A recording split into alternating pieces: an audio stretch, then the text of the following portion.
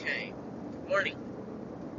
So, I wanted to talk about how multiple communications, multiple handlers, multiple trainers, multiple riders can really be hard for our horses. And I realized in a recent experience that it also happens to people. If you have multiple direction from somebody showing you how to do something, you think you're doing it right, and then somebody else comes in that is a paid person, therefore you would assume a professional, comes in and says, oh no, that's not safe to do it that way, or oh no, you really shouldn't do it that way, or oh no, you're not really taking the horse into consideration. um, you're not doing it my way, I guess. And it wasn't until a recent experience I had that I realized it happens to people too. So I was actually contacted by somebody who wanted me to help them with a yearling. And prior to the yearling arriving to their farm, I had said that I was honored to be asked, and yet I understood that they worked with another trainer for the other horses that they have. And that I said, if this horse is going to be cared for and offered an education by two different trainers, I don't want to be one of the trainers. Not because I'm saying, oh, well, if I can't have the job, I don't want, if I can't have the job all to myself, I don't want to be a part of it. It has nothing to do with that.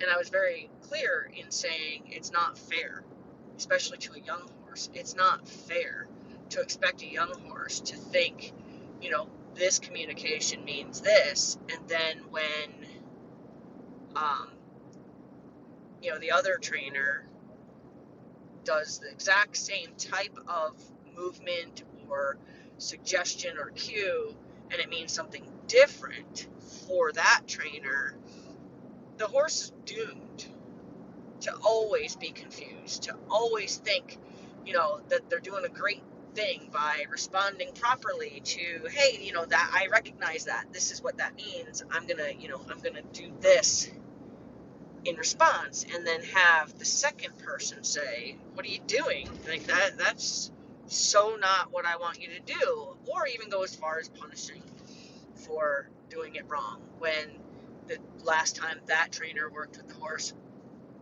understood it, was successfully doing it, and now all of a sudden, in between that session and the next session, the horse worked with somebody else who also shared the same cues, but they had different uh, expectations for the response.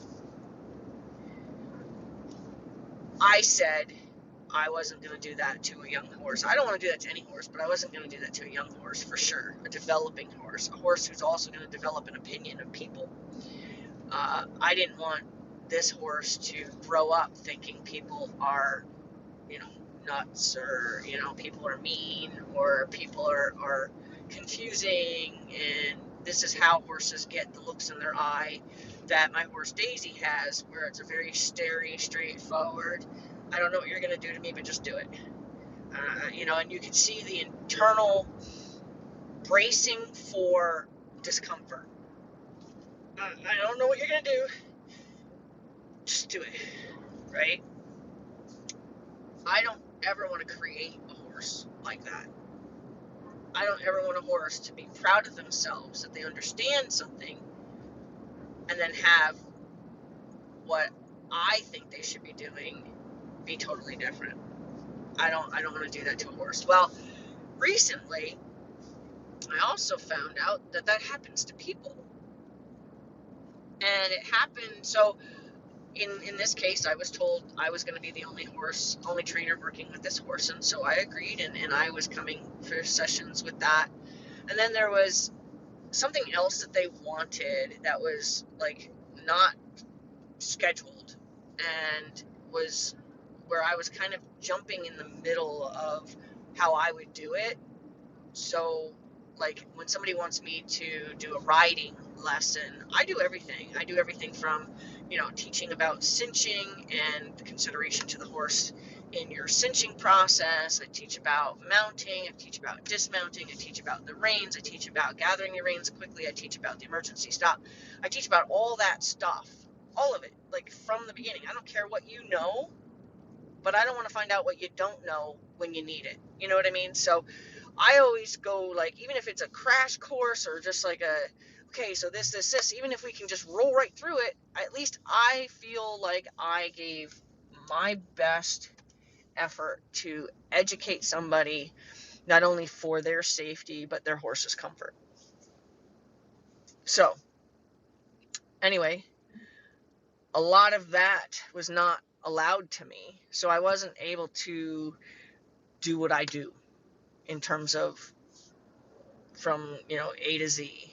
I was thrown into the mix at about F. And I felt like I was trying to catch up with all the things that I saw that I would have taught differently, or I would have advised differently, and I would have explained why. And it turned into kind of a that's wrong, that's wrong, that's wrong, that's wrong, that's wrong, you're doing that wrong, why'd you do that? Blah, blah, blah. It turned into something kind of like that. So, unfortunately, the person became very frustrated. The person had believed themselves to have been doing so good from what they were taught by somebody else. And in fact, was even proud of herself for her hard work and her, attempts to master the lessons that she had received prior. I could have avoided all the don't do's, why'd you do it this ways. I could have avoided all of those had I been able to walk the person from A to F, but instead I jumped in at F. There were a lot of things that I saw that were safety issues and things like that. So anyway, I ended up walking away knowing that this person was frustrated, confused, aggravated, felt picked on, felt like she was just made wrong for everything she thought she knew how to do, and essentially I lost the job. And I realized in my effort to kind of feel better, soothe the sting of losing the job, I realized that this person experienced exactly what I didn't want to have happen to that yearling. She had information coming from different directions about the same subject, where two people that were trying to guide her did not necessarily agree on the specifics of what she was doing. Now, my thing was, I'm all about the consideration to the horse, and I'm all about safety. I don't care what you wear. I mean, safety, obviously, shoes, helmet. I don't care what you wear as far as your dress attire. I don't care about anything like that. So it's like I wasn't there just going, oh, I can't believe you're wearing jeans when you should be wearing whatever. You know what I mean? Like I didn't do things like that, but I was just, there were things like, why are you wearing spurs? Why are you putting spurs on? When you step down off the horse, kick your feet out of the stirrups. Don't leave a foot in the stirrup. Some of the nastiest accidents to see is a horse taking off with somebody and their foot caught in the stirrup. Safety things were the things that I was kind of saying, hey, or like the horse was just standing there and was not moving his feet whatsoever, but something caught his attention over there and he turned his head and he got caught back a couple times.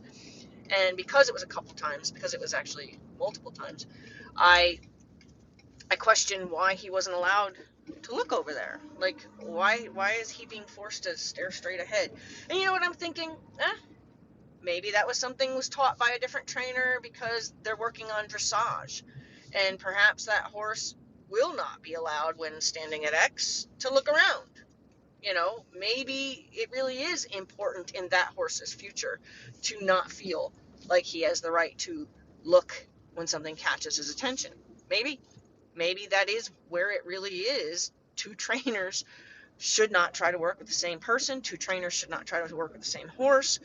Um, but what I liked about my realization is, wow, a person can feel just as confused, frustrated, and even angry at